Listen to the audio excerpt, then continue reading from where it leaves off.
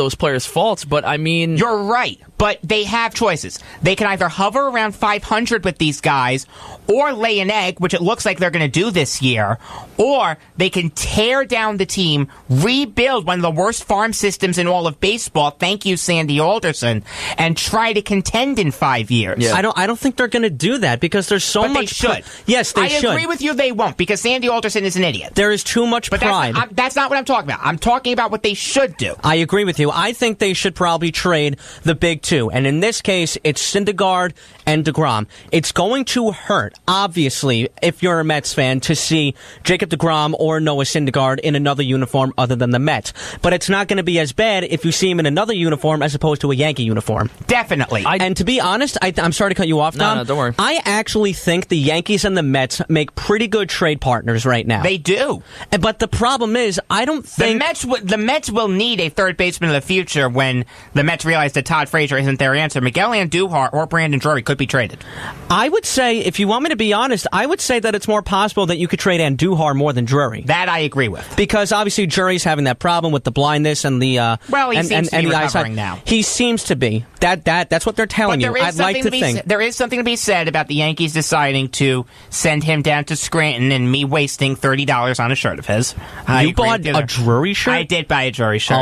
Oh man. I'm an idiot. We know No. You're not an idiot. I just thought it was too early. It was. But here's the problem. I bought a Stanton shirt right away too. But that's different. Stanton's going to be here. Yeah, Stanton's also reigning NL MVP. Right. But here's the thing that I'm trying to say. I would say that obviously Drury can be a third baseman or even just a part of the Yankees in the future, considering what they gave up for him. They gave up a very highly thought of second baseman prospect in Nick Solak. I remember I think he went to Tampa Bay in the three-way trade. I think he went to Tampa Bay. Or Arizona. I don't remember. I'm like 90% positive he went to Tampa Bay. Doesn't matter. So that is a lot to give up for, regardless, because the Yankees have a very good farm system as is.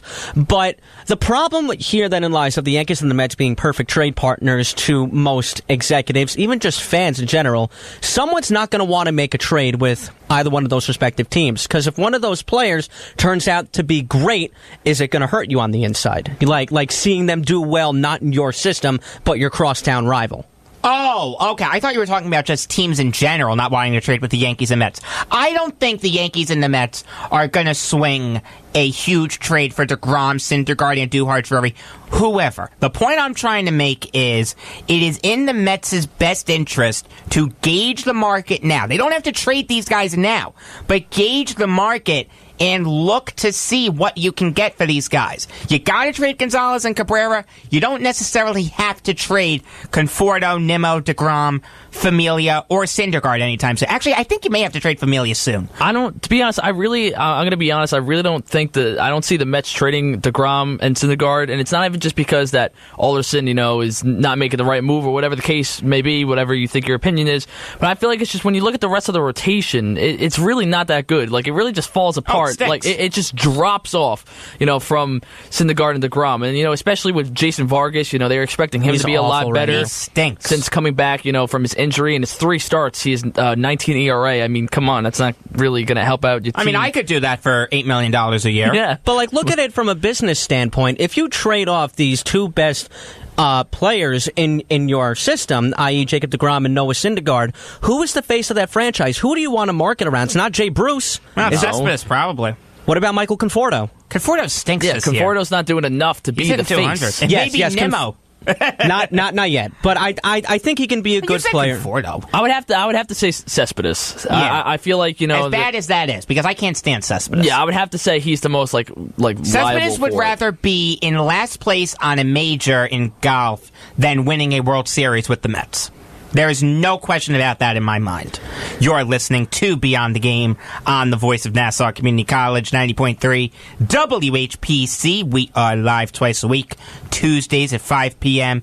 and Fridays at 3 p.m. I am Jacob Volk. Sitting across from me, Dominic Arbolino and Eric Fischetti. Number to call if you have something on your mind is 516-572-7440. So the Preakness Stakes will take place tomorrow. Guys, Tell me what you think of the race. Honestly, the way I see it is I bet on horse racing only once. I bet on horse racing one time, and that was at Belmont, and it was a couple of years ago. Did you go to Belmont? I did go to Belmont. I might be going this year. Lucky. And the first bet that I placed, I won $500. Nice! And that I bet on the trifecta, but normally what I give do... you the applause sound effect for that. Yeah, that's fine. But normally what I do in terms of these horse racing, I don't normally pick the favorite to win.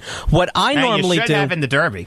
Normally what I do is I pick the second best or third best odds. I do like Good Magic. I will admit that. Yeah, I pick Good Magic. Yeah. I don't, to be honest, I've never really bet on horses before. I mean, eventually I plan on it, but right now it's like... I'm not going to bet on... I'm just picking, to pick. Yeah, I am not losing sleep over this, to be honest. No, no, definitely not. But I'm I am rolling going to over watch... in my bed. Like, I should have picked this horse. I am going to watch the race. There's no question about that. I do like Good Magic. Quip, also, very interesting horse. He won the Tampa Bay Derby, was second in the Arkansas Derby, and he bypassed the Kentucky Derby to focus on the Preakness. Really? Yeah, there are a lot of horses that do that. They're called, there is a word for it. Hold on, let me find it. I know there's a special word for it. This is going to kill me. This is really going to kill me. You're going to wake up in the middle of the night and be like, that was it! Yeah, exactly. Well, I know it's on Wikipedia. That's what I'm looking at right now. All right, guys, talk. I feel like I'm talking to myself here. Horses. Just rambling. Yeah, Horses are animals. Horses, money. Horses exist. Money is green, man. right? This is good. Money is green. I think Washington's on the dollar bill. But the reason why also you're going to watch the Preakness State, obviously, it's not just, to see, possibly who you bet on, whatever the case, but also if Justify was to win again, then, you possibly have the Triple Crown option, and then you obviously could see that at Belmont. So it's almost like, it's always intriguing just to see. It's just like a sports fan. Something you're always going to watch. That's what it's called. It's called new shooters. Horses that didn't race in the Derby, but race in the Preakness are called new shooters. Isn't the Kentucky Derby more up top? And what I mean by that, it's more, I would say, watched than the Preakness. Oh, of course. Yeah. So 100%. how come these horses bypass the Kentucky Derby instead to focus on the Preakness? Wouldn't you want to be in the Kentucky Derby like firsthand? It just depends on the horse if they won't do well at Churchill Downs. Because keep in mind, that track was a horrible track. The Derby was not a good race to watch. It was muddy. It was sloppy. Justify even got hurt. He bruised his heel. Yep. So, if you're an owner of a horse, do you want him to race in that? Or do you want to say, all right, train for the Preakness? Because Pimlico is a lot easier to race at than Churchill Downs. I also think that Pimlico is shorter than Churchill Downs. That I will check. Because the Preakness, like the actual track? Yeah, the Preakness is 9.5 furlongs. And let's see what Churchill Downs is. Churchill Downs is, if Wikipedia will tell me, stupid Wikipedia. There's also no service down here. This is why my teachers told me never to use Wikipedia. Oh, my goodness gracious. That doesn't mean I listen to them. I'm not going to say if I did that on any essays. I gotta look. This is driving me nuts. All right, we do have a caller on the line. Caller, make it fast. You're on Beyond the Game. Yes, I'll make it fast. All right, Martin from Merrick, what's going on? Okay, first of all, the reason why horse owners may not run somebody in the Derby is more for distance purposes. They don't want to be burned out by sprinters who traditionally start the race fast. Now, do you know... no way owners could... Whoa, Marty, come on. But also realize when owners are entering horses to run in the Derby, they do not know what the weather is going to be. But they can pull the horses out late. And I think that's what they were afraid of in registering these horses. You can certainly scratch a horse the day of up until virtually, the minute of. But I don't believe any horses were scratched from the Derby. No horses were scratched. That is true. There was an alternate that didn't get to race, but the point that I was trying to make was that an owner of a horse like Quip may have looked at Churchill Downs and said, that's not the track for my horse. I'm going to wait for the Preakness. Again, depending on the field, that could be true. All right, Martin. Thanks for the call. Have a good weekend. You too. Sorry to cut you short there, but we got about 90 seconds left, so it's time for the bottom of the ninth. Dominic, we'll start with you. All right, I got 3 things, so I'm going to speed through them. Robbie Anderson, all his charges were dropped. Suspension still possible. Hopefully, it'll still knock some sense into him. I don't think that there will be a suspension. Yeah, neither do I. But Jamar Taylor traded to the Cardinals. Browns will receive a 6th-round pick. He's a cornerback. Cardinals win. And then also, in terms of, we weren't able to get to the fantasy frenzy today, but I wanted to throw something in there that Vlad Guerrero Jr., he's been unstoppable right now. I feel like you got to give him a shout-out. Only 140 at-bats, 410 batting average, and 8 home runs in Double-A. He's only 19, but how long can he keep him down? Good for him. And he's going to be a hot commodity if he gets called up. Then especially, at least top 40 to 50 fantasy player, and then the top 25 dynasty player as well. So if you play that too. Yeah, I hear you. I like him a lot. Eric? So I'm going to hit the NHL, actually. Next year, there are supposed to be 19 teams that are getting third team jerseys or something like that. So there are 3 teams that were on the list that are all in the room right now. The Islanders, the Penguins, and the St. Louis Blues.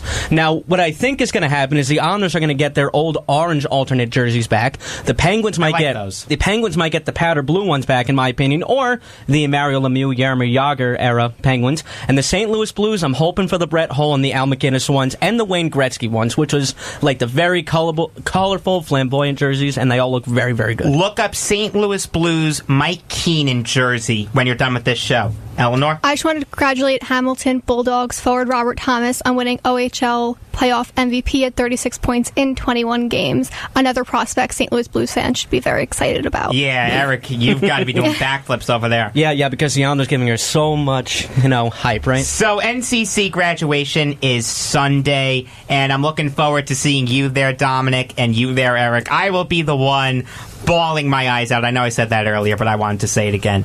All right. Looks like we're about out of time here on Beyond the Game. For Dominic Arbolino, Eric Fischetti, and Eleanor Chompy, I am Jacob Volk saying, death be not proud.